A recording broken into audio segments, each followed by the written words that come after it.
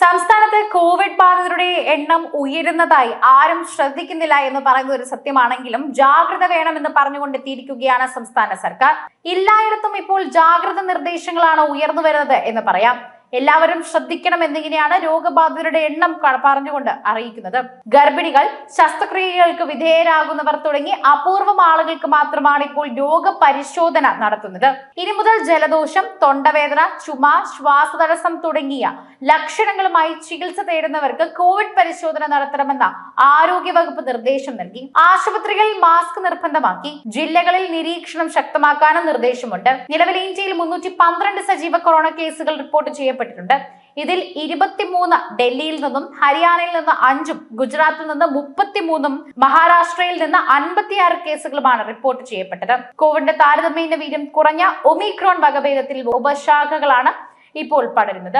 സാമൂഹ്യപരമായി ആർജിച്ച രോഗപ്രതിരോധ ശേഷി ഗുരുതര രോഗം തടയുമെന്നും ആരോഗ്യ വിദഗ്ധർ ചൂണ്ടിക്കാട്ടുന്നു. എന്നാൽ ഇപ്പോൾ തന്നെ പറയുന്ന വാർത്തകൾ അനുസരിച്ച് ഇപ്പോൾ സോഷ്യൽ മീഡിയയിൽ അടക്കം തന്നെ നിരവധി പേർ പ്രായമായവരും ശ്വാസകോശ രോഗികളുമുള്ളവരൊക്കെ തന്നെ പേടിപ്പെടുത്തുന്നുണ്ട്.